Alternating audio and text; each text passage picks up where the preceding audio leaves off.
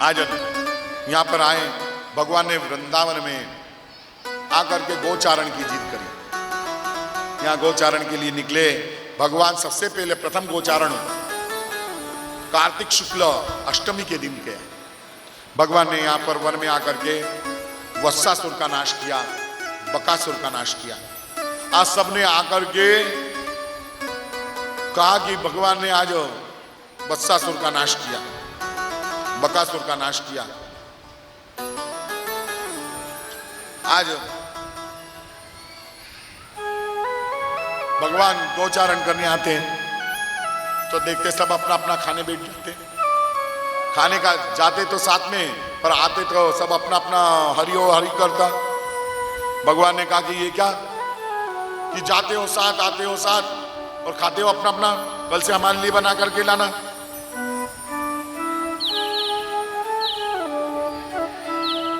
आज भगवान ने जब गोचारण करना था तो बलदाऊ से झगड़ा कर लिया,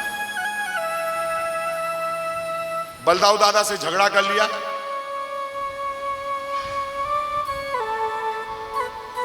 बलदाऊ दादा से झगड़ा कर लिया। बलदाऊ दादा को गुस्सा आया।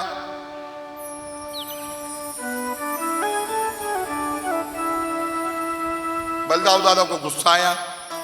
बलदाऊ दादा कहे नहीं, आज भगवान को अघासुर का नाश करना है। भगवान दो समय बलदाऊ जी को साथ में नहीं ले गए, पहले अघासुर का नाश करने के लिए और दूसरा कालिया नागन को नाथने के लिए, क्योंकि बलदाऊ जी को ने शेषावतार है और अपनी जाति वाले के साथ अपने वाले का जब मान मर्दन होता है तो दुख होता है, इसलिए बलदाऊ जी को साथ में नहीं ले गए। आज भगवान वन में आए, यहाँ बड़ा सारा अजगर था। बालक उसके अंदर प्रवेश कर गए गुफा समझ करके। भगवान ने रोका पर ये रुके नहीं। तब भगवान ने विचार किया कि चलो हमको भी इनका रक्षण करना चाहिए। जैसे करने के लिए पहुंचे, अघासुर ने अपना मुख राजा, तब वो निकलने लगा। सब घबराए ग्वाल बाल और प्रभु से प्रार्थना करने लगे रक्षा के लिए। तब भगवान ने उसका मस्तक फाड़ा और बाहर आए। अब भगवान सब अजगर के मुख में गए थे, मलिन हो गए थे, यमुना में स्नान करा। अब स्नान किया, शुद्ध हुए और अब सबको भूख लगी। भगवान आरोपने के लिए कहने लगे कि चलो अपने अपने घर से जो लाए हो तो बताओ। कहने लगे कन्हैया देख, मेरी मैया ने तेरे लिए गरम गरम जलेबी भेजी। मैया ने तो गरम गरम भेजी थी, पर छोरे ने इतनी धूम मचाई कि गरम गरम जलेबी को डब्बा बंद कर दिया।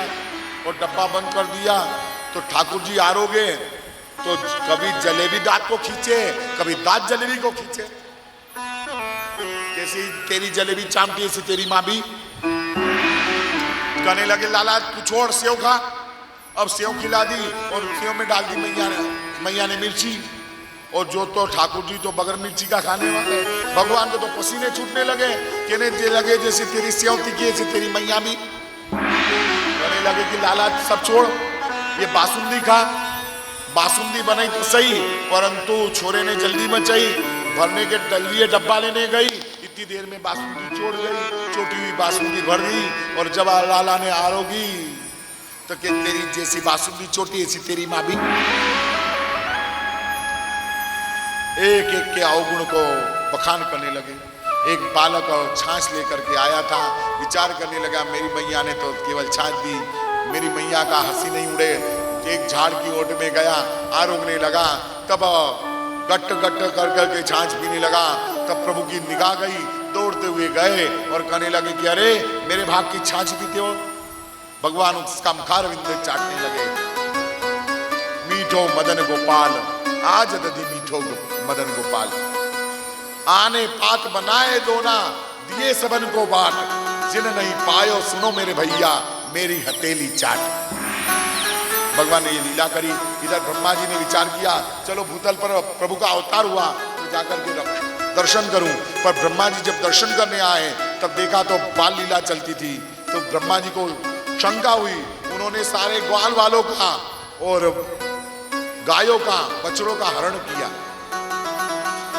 जब प्रभु को यह बात मालूम पड़ी तो भगवान ने अपने में से सारे ग्वाल बालों को और गायों को उत्पन्न करा और भगवान गोचारण करके घर आए। यह भगवान ने लीला इसलिए करी कि जब भगवान को मैया स्तनपान कराती थी तो गाय देख करके प्रेम में भर जाती थी। गोपिकाएं ईर्ष्या करती थी। गोपिकाएं विचार करती है दूसरे के लाला को, दूसरे के छोरे को आप खिला सकते हो पर मार नहीं सकते, मारने का अधिकार आपका नहीं। तो देखो मैया जब मारती है तो कितना अपनत्व होता है। काश ये अधिकार हमारा होता। हम लाला को ऐसे लाल लड़ाते, स्नेहपूर्वक स्तनपान कराते।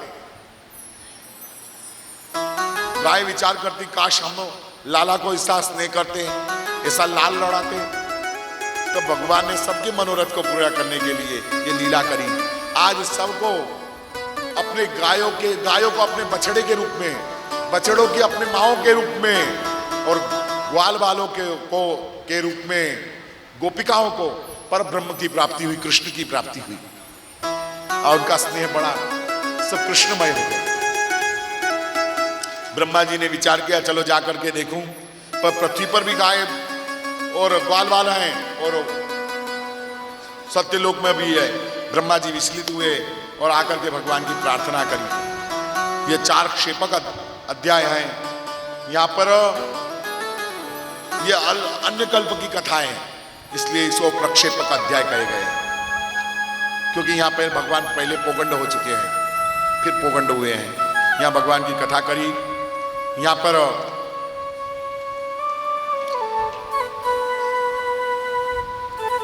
भगवान वृंदावन में गोचारण करने के लिए आए। लाला से कहा कि क्या लाला, तेरे को ये वृंदावन बहुत भाता है, कभी दूसरी जगह भी ले चलकर। तो क्या दूसरी जगह कहा? तो क्या तालवन। पर देख वहां पे एक गधा रहता है, राक्षस रहता है। भगवान ने कहा कि हम भी तो देखे कहां का गधा है। जाकर के देखा, सारा तालवन खाली था। सारे बालक वृक्षों पे चढ़ गए, ताड़ के फल खाने लगे। पर बंदरों का और बालकों का स्वभाव एक समान, खाएंगे थोड़ा, उजाड़ेंगे घड़ा, खूब उजाड़ा। तब यहां गधा आया, चोकड़ी भरने लगा। बलदाऊ दादा कूदे तो बलदाऊ दादा के आगे आ गया घड़ा गधा। पर गधा कैसा है, सामने से युद्ध नहीं करता, उल्टा युद्ध करता है, अपनी दुलत्ती मारने लगा। तब बलदाऊ दादा ने उसके चरण पकड़े और आकाश में घुमेल करके दे मारा।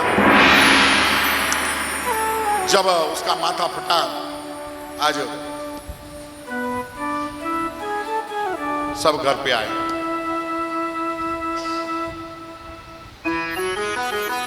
आज सब घर पे आए। इधर कालिया देह में कालिया नाग का आतंक बढ़ा। आज प्रभु को जब मालूम पड़ा, प्रभु ने विचार किया चलो कालिया नाग को भगाना, पर दादा को लेकर के नहीं जा सकता।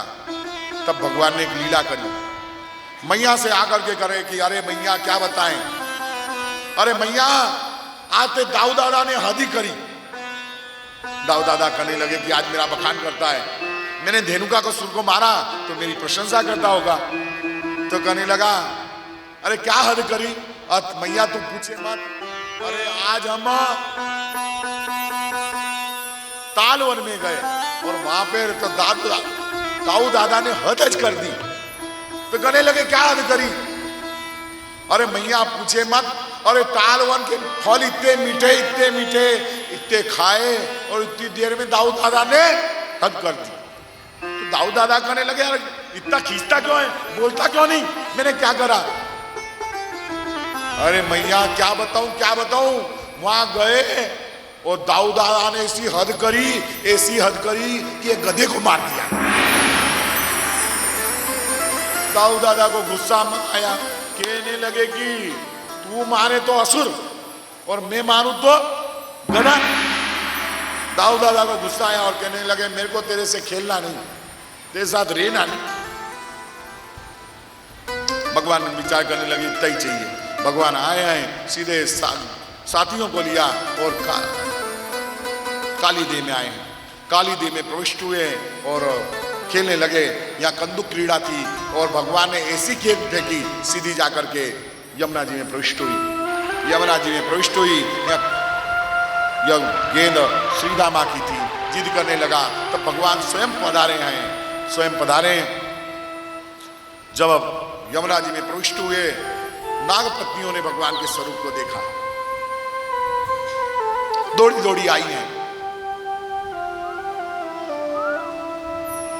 यमुना जी का विषाक्त जल है और उसमें श्याम सुंदर सलोने आए।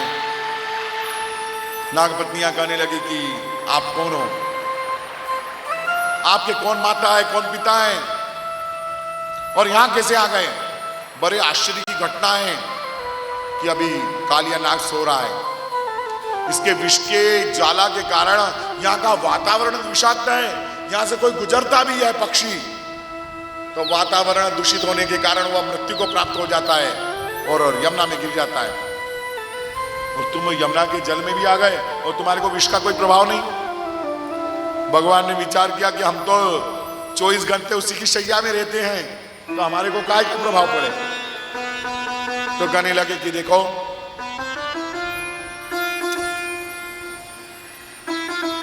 लाला तुम कौन हो, तुम्हारा क्या नाम है और तुम यहां कैसे आ गए। कहने लगा कि देखो मेरा नाम कन्हैया है, मैं नंद यशोदा का पुत्र हूं और इस समय कालिया नाग को यहां से भगाने आया हूं। नागपत्नियों ने कहा कि देखो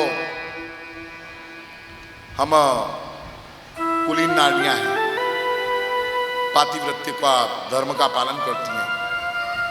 बालक को देख करके ऐसा नहीं विचार करा कि मम्मत का आ गया तो बालक कोई भी कह दे। आप कुछ भी बोलते हो तो पहले विचार करके बोलो। जानते हो तुम्हारा तो भाग अच्छा है कि कालिया नाग सो रहा है, अभी जागता होता तो तुम नहीं होते। तो कहने लगे कि काम करो, उसको जगा दो।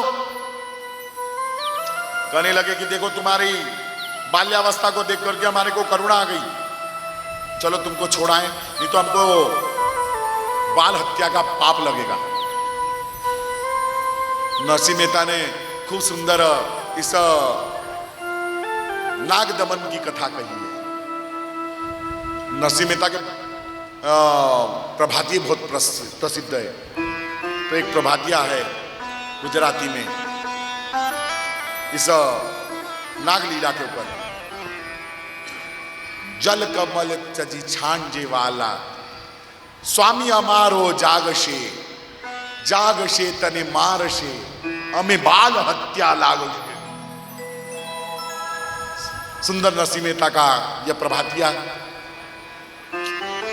कहने लगे कि हम बाल हत्या का भागी नहीं बनते। तो कहने लगे नहीं भागना चाहती तो एक काम करो, कालिया नाग को जगा दो। तो कहने लगे नहीं हम नहीं ये पाप करेंगे। तो कहने लगे कि यदि तुम अपनी मृत्यु को ही बुलाना चाहते तो हम तुमको रोकेंगे। स्वयं प्रभु गए और जाकर के पूछ पर प्रहार करा। कालिया नाग सैकड़ों पनों से फुंकार मारता हुआ प्रकट हुआ, जागृत हुआ और भगवान को फुंकार मारने लगा। पर जिस प्रकार चंदन के झाड़ के ऊपर सर्प की फुंकार का प्रभाव न पड़ता, ऐसे प्रभु के श्रीअंग पर कोई प्रभाव न पड़ता। तब भगवान को कुंडली में जकड़ लिया। भगवान ने अपने शरीर का विस्तार करना प्रारंभ कर दिया। तब कालिया नाग की नाड़ियां टूटने लगी और उस समय कालिया नाग की ने अपने शरीर का विस्तार करना प्रारंभ किया। भगवान विस्तार करते करते करते करते करते भगवान ने लघु रूप धारण किया तो कालिया नाग के माथे पर चढ़ गए और कालिया नाग के माथे पर तांडव सरी का नृत्य करने लगे। तांडव गति मुंडन पर तांडव मुंडन पर निरत बनवारी। तांडव गति मुंडन पर तांडव गति मुंडन पर निरत बनवारी। निरत बनवारी पम पम पननी ऊपर चम चम चम चरण धरत। पम पम पननी ऊपर चम चम चम चरण धरत। पननी ऊपर चम चम चम चरण धरत। पम पम पननी ऊपर चम चम चम चरण धरत।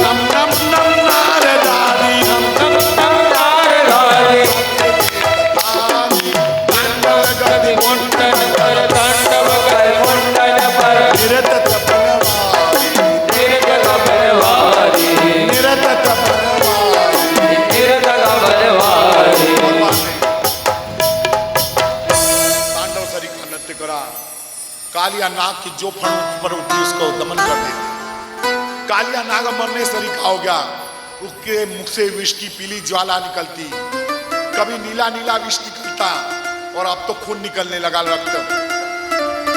अब ऐसा लगता कि मानो कालिया नाग अपने फणों के द्वारा प्रभु की चरण सेवा नीले पीले और लाल पुष्पों से करता। नागवधुएं भगवान की स्तुति करते आई हैं। भगवान की सुंदर स्तुति नान्यो हि दंडे कृतकिश किल विशेषमिन स्तवावतारा खल निग्रह। यहाँ कालिया नाग के द्वारा स्तुति करी गई। बहुत सुंदर यहाँ स्तुति प्रकरण है।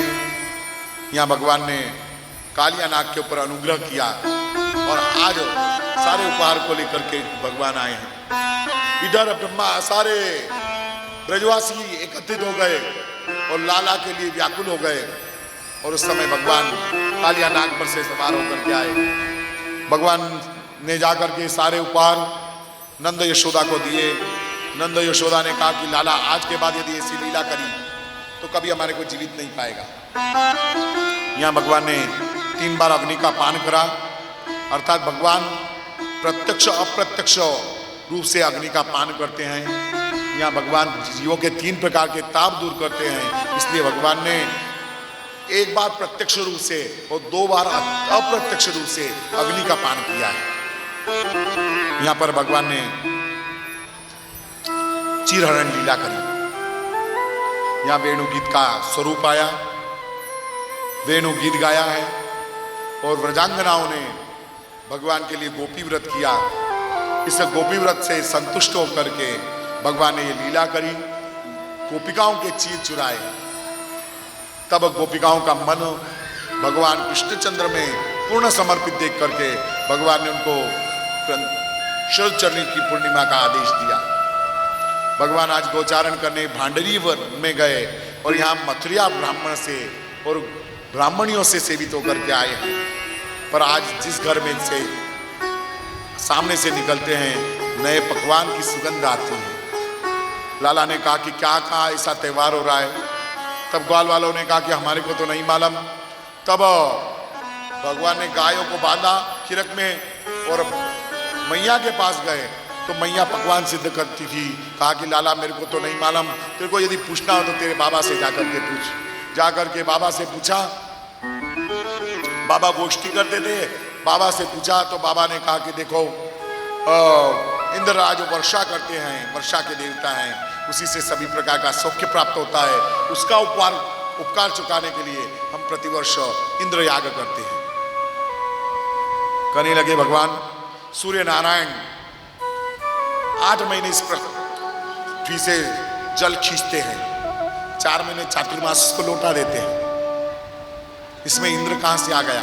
यदि इसमें मध्यस्थता है तो समुद्र की, मध्यस्थता है बादलों की, मध्यस्थता है तो इन वृक्षों की, मध्यस्थता है तो इन पहाड़ों की, यदि मध्यस्थता है तो इस प्रकृति की, कहां से इसमें इंद्र आ गया? भगवान हम जानकारी के अभाव में आजकल कौन काम करे और किसको पूजे, ये गति हो गई। तो देखो लाला हमको किसका पूजन करना चाहिए? तो क्या हमारे को प्रकृति पुरुष परमात्मा गिरिराज महाराज का पूजन करना चाहिए। तो कहने लगे कि देखो आज तक हमने गिरिराज का पूजन तो किया नहीं, तो कैसा करना? तो कहने लगे कि कोई बात नहीं, जो आपके पास सामग्री है उसको लेकर के आप गिरिराज की शरण में चलो। सब मिलकर के अब कन्हैया के कहे मुताबिक आज गिरिराज जी का पूजन करने को तैयार हुए। छकड़ों में सामग्री ली, पीले वस्त्र धारण करे और बड़ों को आगे करके आज सब गिरिराज का पूजन करने आए हैं। और गिरिराज की तलेटी में आए, सबने सामग्री अपने अपने घर से लेकर के लिवा करके लाए। प्रभु के सन्मुख सामग्री पधराई, प्रभु के आगे सामग्री पधराई। सबके घर से जुदी जुदी सामग्री आई, पर एक चीज सबके घर से एक सरीकी आई, वो थे चावल। देखो आपके समाज में एक विडंबना है। महाजन समाज में पके हुए चावल को भी चावल बोलते हैं और कच्चे चावल को भी चावल बोलते हैं। जो कच्चे चावल हो वो चावल, और जो पक जाए ना उसका नाम भात।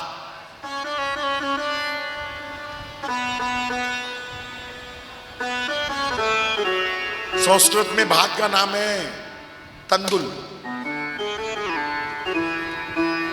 ओदनम, ओदनम अर्थात भात। तो पहले समय में क्या होता था, कोई जिमने नहीं आया तो पिरसिया चलता था, और आजकल के टाइम पे क्या चलता है, टिफिन। दोनों में व्यवस्था बरोबर है। कोई नहीं आया, 4 पूरी रखेंगे, इतनी शाक रखेंगे, 2 मिठाई के टुकड़े रखेंगे, इतनी सेव रखेंगे, इतने भजिए रखेंगे, और दाल और चावल का आएगा तो पूरा डब्बा भर देंगे। तो चावल तो इतने आए कि सबके घर से एक सरी गया। तो कहा कि एक काम करो, सब सामग्री तो जुदी जुदी रखो पर चावल इकट्ठे कर दो। तो गिरिराज जी के आगे चावल का ढेर लगाया। अब इतना ढेर लगा, एक और गिरिराज जी और दूसरी ओर चावल का ढेर लग गया, भात का ढेर लग गया। तो इसलिए इसका नाम हुआ अन्नकूट। कूट अर्थात पर्वत, अन्न का पर्वत हो गया, इसलिए इसका नाम हुआ अन्नकूट। अब भगवान का मुखारविंद में खड़े हुए कहने लगे कि लाला कैसा पूजन करना। तो कहने लगे कि जो भी सामग्री लाए हो उससे भगवान का पूजन करो। अब तो कोई गिरिराज जी का पूजन दूध से करे, कोई दही से करे, कोई पंचामृत से करे, कोई धूप से करे, कोई नाना प्रकार के द्रव्य से, फूल पान से करे। हम तो भगवान का पूजन मानसिक पूजन करें। श्री गोवर्धन महाराज, महाराज तेरे माथे मुकुट विराज रयो। श्री गोवर्धन महाराज, महाराज तेरे माथे मुकुट विराज रयो। पे पान चढ़े तो पे फूल चढ़े, तो पे पान चढ़े तो है फूल चढ़े। पे चढ़े दूध की धार, आधार तेरे माथे मुकुट विराज रयो। श्री गोवर्धन महाराज, महाराज तेरे माथे मुकुट विराज रयो। तेरी 7 कोस की परिक्रमा, तेरी 7 कोस की परिक्रमा।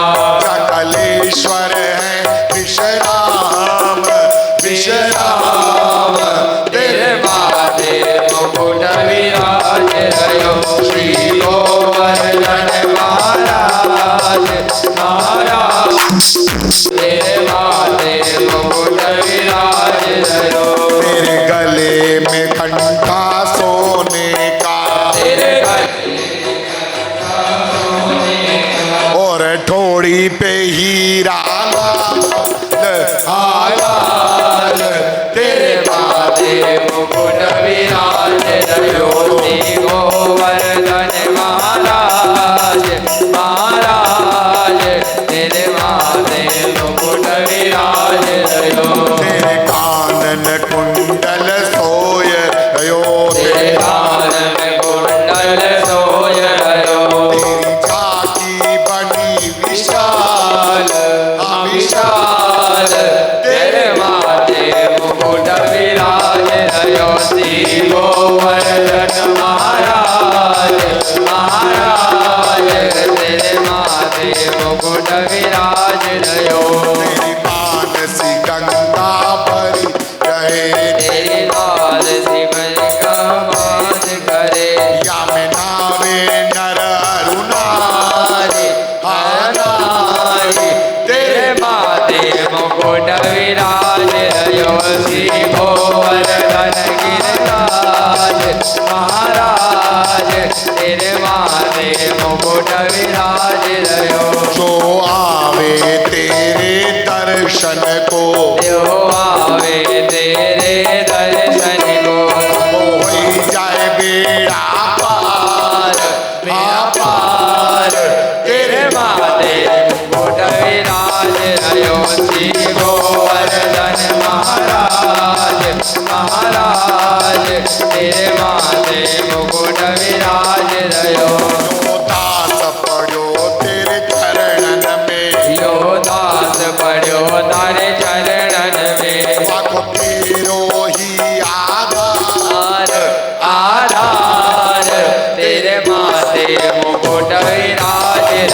श्री गोवर्धन महाराज महाराज तेरे माथे मुकुट विराज रयो। भगवान श्री पूजन हुआ, सबने भगवान को भोग धराया। अब इतना बड़ा अन्नकूट करा तो भगवान को टेरा लेना, तो इतना बड़ा टेरा कहां से लाए? तो भगवान ने कहा कि एक काम करो, जब तक भगवान आरोपते ना तब तक अपन परिक्रमा लेकर के आते हैं। नाना प्रकार की परिक्रमा देने लगे, कोई दूध से, कोई दही से, कोई पंचामृत से, कोई नाना प्रकार के सुगंधित द्रव्य से हम मानस रूप से पूजा करते हैं। जिसको परिक्रमा देना है तो हमारे साथ चल जाए, जिसको जैसी फैसिलिटी चाहिए ऐसी फैसिलिटी मिलेगी तो हम भगवान की परिक्रमा के लिए मानसिक रूप से तैयार हो जाते हैं और मानसिक रूप से तैयार होकर के हम भगवान के गोवर्धन की ओर चलते हैं। अरे वृंदावन का टिकट कटालो, वृंदावन का टिकट कटालो, गोवर्धन का टिकट कटालो, गोवर्धन का टिकट कटालो, मानसी गंगा नहुरे बिहारी, मानसी गंगा बहारे मेरा भाग्य बिहारी। मैं गिरधर की गिरधर मारो, गिरधर के गिरधर मारो, मैं गिरधर की गिरधर मारो, मैं गिरधर के गिरधर मारो। अरे ना तो यो बहुरे मेरे बाके बिहारी नाथो रे मेरो आके बिहारी। वृंदावन का टिकट कटालो, वृंदावन का टिकट कटालो, गोवर्धन का टिकट कटालो, गोवर्धन का टिकट कटालो, अरे मानसी गंगा नहुरे मेरे बाके बिहारी। मानसी गंगा बहारे मेरे भाग्य बिहारी। गोवर्धन में आते हैं, परिक्रमा दो प्रकार की चालू होती है। पहली परिक्रमा मर्यादा की चालू होती तो गोवर्धन से, मानसी गंगा में स्नान किया और गोवर्धन से मुखारविंद है वहां पूजन करके और अपनी परिक्रमा चालू करते हैं। और दूसरी परिक्रमा होती है मुखारविंद से। अब आजकल तो एक नियम चला, जो जिस धर्मशाला के सामने खड़ा है नहीं बस वहीं से परिक्रमा चालू। तो हम भगवान के मुखारविंद से चालू करते हैं। भगवान के मानसी गंगा में स्नान किया, मुखारविंद में आए, भगवान का पूजन किया, दंडवती शिला पर आकर के भगवान से प्रार्थना करी और अपनी शिला में आकर के अब यहाँ से भगवान की गोवर्धन की परिक्रमा के लिए चले।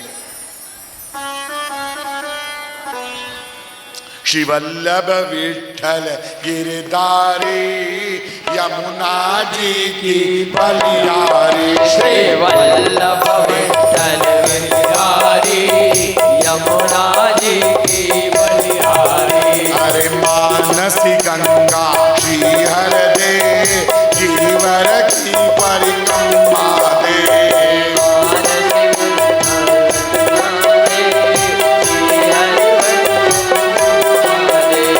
कुंड कुंड चरणामृत ले अपनो जन्म सफल कर दे, ढूंढत रो चरणामत ले अपनो जन्म सफल कर ले। श्री वल्लभ विठ्ठल गिरधारी यमुना जी की बलिहारी, श्री वल्लभ विठ्ठल गिरधारी यमुना जी की बलिहारी। श्री वल्लभ विठ्ठल गिरधारी यमुना जी की बलिहारी, श्री वल्लभ विठ्ठल गिरधारी।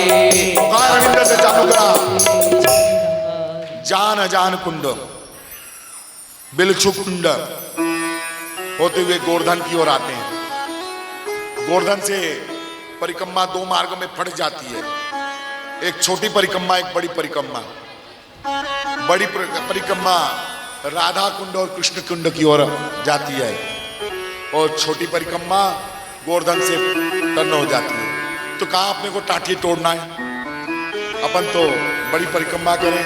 अपनी रास्ता कृष्ण कुंड की ओर जाता है, तब अब मध्य में उद्धव कुंड आता है। यहाँ पर उद्धव कुंड में सुंदर गौशाला है। उद्धव कुंडों में स्नान पान आचमन किया और यहाँ से कृष्ण कुंड की ओर आते हैं। पर कृष्ण कुंड में एक विशिष्टता, यहाँ कृष्ण कुंड अकेला नहीं, साथ में राधा कुंड है। राधा कुंड अकेला नहीं, साथ में ललिता कुंड, विशाखा कुंड है, पर सबका जल एक ही है। उसी प्रकार राधा और कृष्ण अलग नहीं है, एक ही है। पर वो कैसे स्वरूप वाले हैं? एक स्वरूप वाले। राधा कभी कृष्ण, कभी कृष्ण है राधा, रूप रंग रहस्य और आदम मिसाल। आज यहां पर देखे थे बंगाली लोग यहां पर बहुत सेवा पूजा करते हैं। उनका आरती का क्रम, उनकी भाव भक्ति बहुत विचित्र। बंगालियों का यहां पर सेवा क्रम बड़ा। यहां पर गोकुलनाथ जी की, वल्लभाचार्य जी की, गुसाई जी की नाना प्रकार की बैठक है। इनमें स्नान पान आचमन किया और अब हमारी यात्रा कुसुम सरोवर की ओर बढ़ती है। यहाँ पर ठाकुर जी कुसुम कली से श्री स्वामी जी का श्रृंगार करते हैं। उस सुंदर छवि का दर्शन किया और आज हमारी आगे की ओर यात्रा चलती है।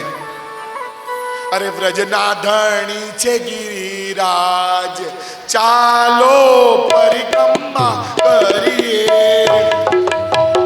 गिरिराज चालो परिक्रमा करिए।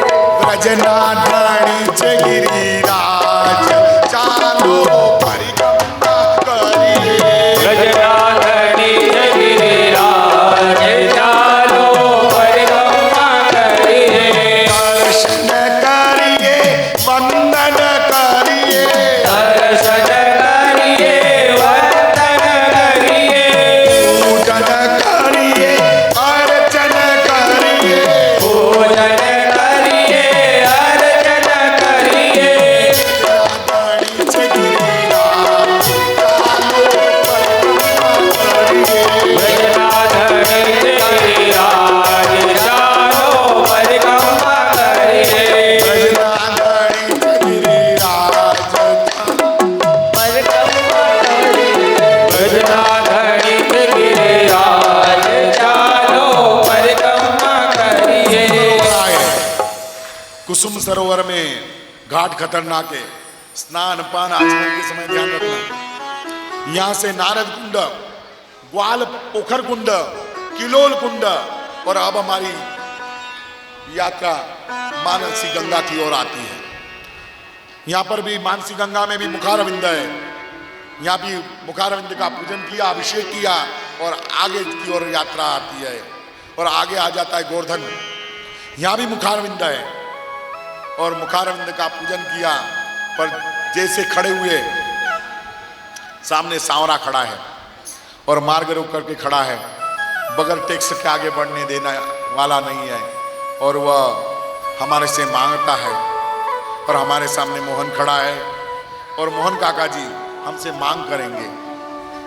मोहन मैं गुजरी बरसान मोसो नाहक मांडोरा। मोहन मैं गुजरी बरसान मोसो नाहक मांडोरा। हमारे से मांग नाहक मांडोरा, मोहन नाहक मांडोरा। मोहन मैं गुजरी बरसान मोसो नाहक मांडोरा। मोहन मैं गुजरी बरसान ओ सो नहीं भगवान मांगते हैं गोरस का दान करा। यहाँ से हमारी परिक्रमा आगे की ओर बढ़ती है। यहाँ से हम आन्योर की ओर बढ़ते हैं, सदु पांडे के यहाँ पर, और यहाँ श्रीनाथ जी का स्वरूप है, उसका दर्शन किया।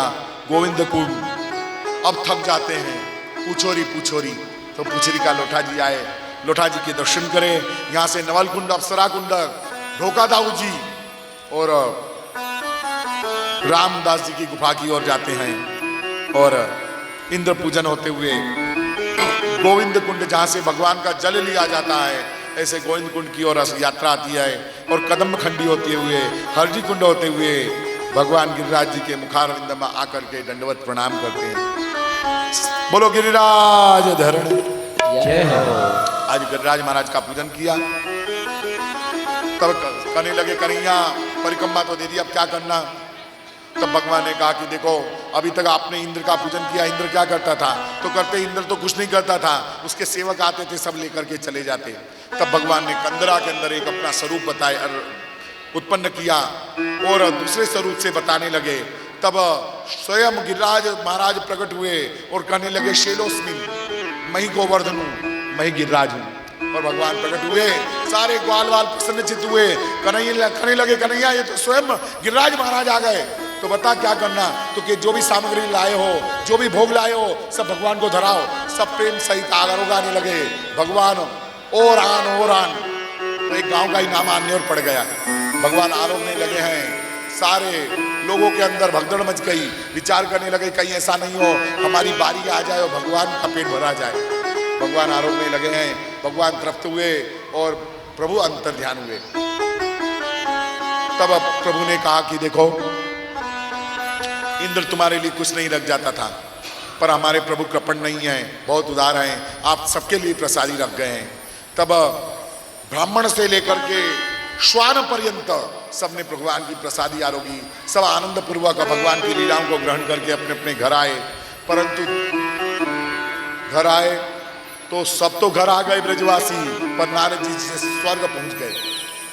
नारद जी गए स्वर्ग में, इन देवराज ने कहा कि आओ नारद जी, कैसे स्वागत, कैसे आना हुआ। तो कहने लगे कि यहाँ से गुजर रहा था तो सोचा तेरे को प्रसाद देता चलूं।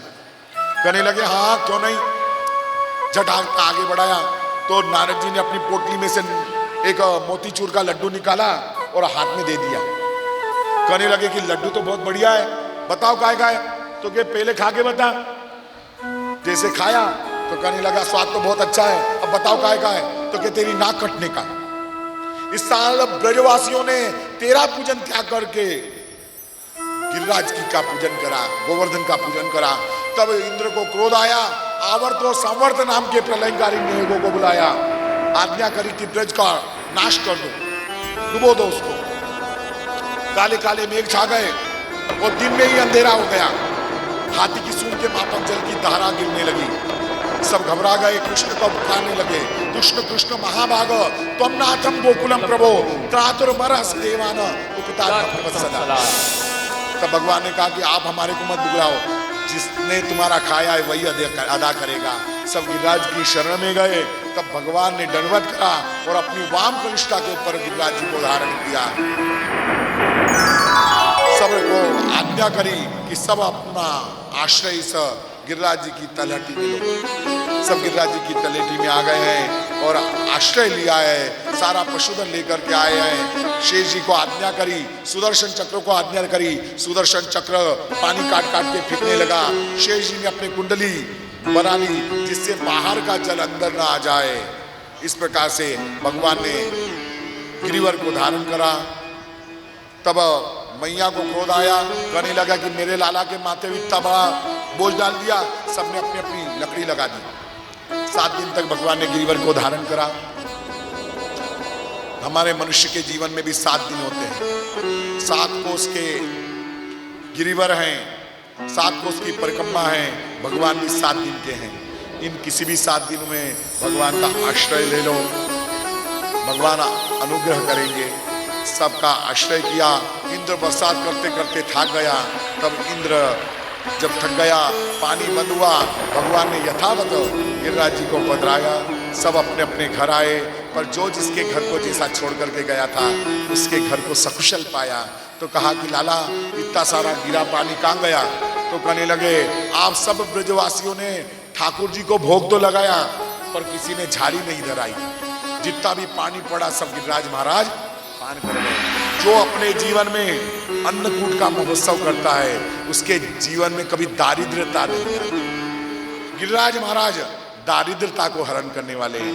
आज इस गिरिराज महोत्सव को, इस अन्नकूट महोत्सव को यहाँ विराम करें और कल भगवान के रुक्मणी मंगल तक की कथा का गान करेंगे। बोलो कृष्ण कन्हैया लाल की जय हो।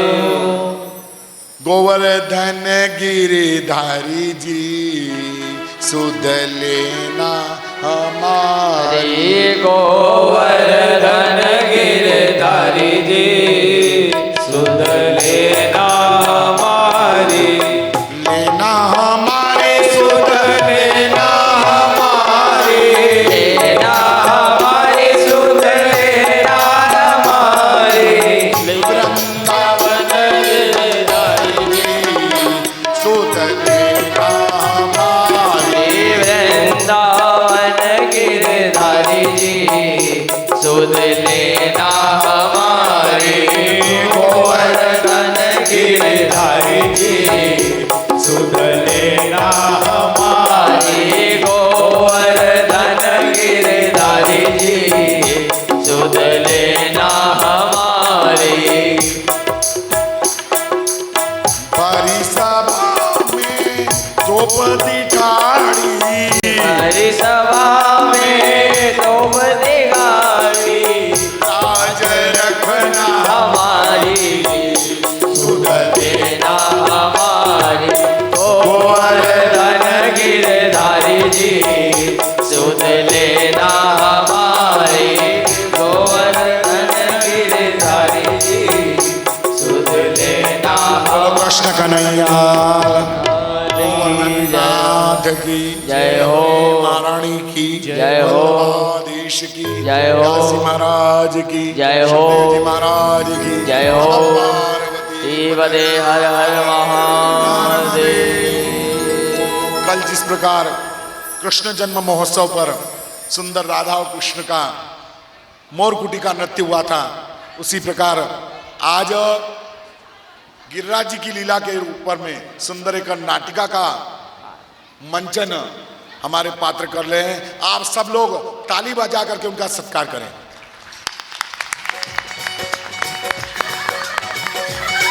राजेश भाई।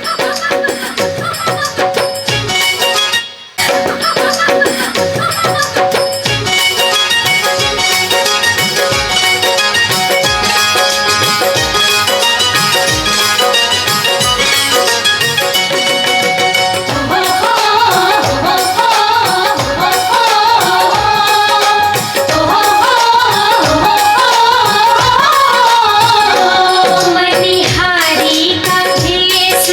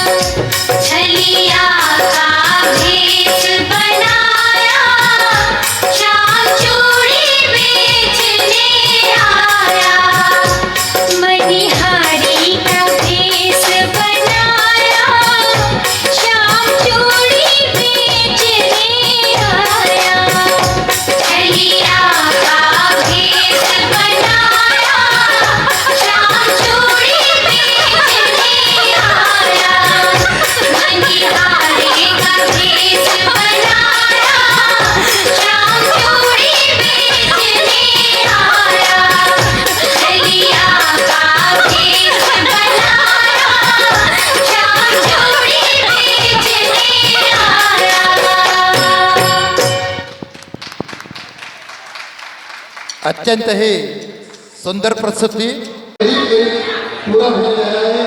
देखते ही देखते आज 5 दिन व्यतीत हो चुके हैं।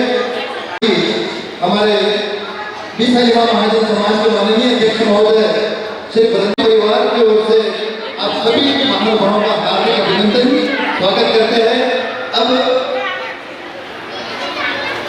अन्य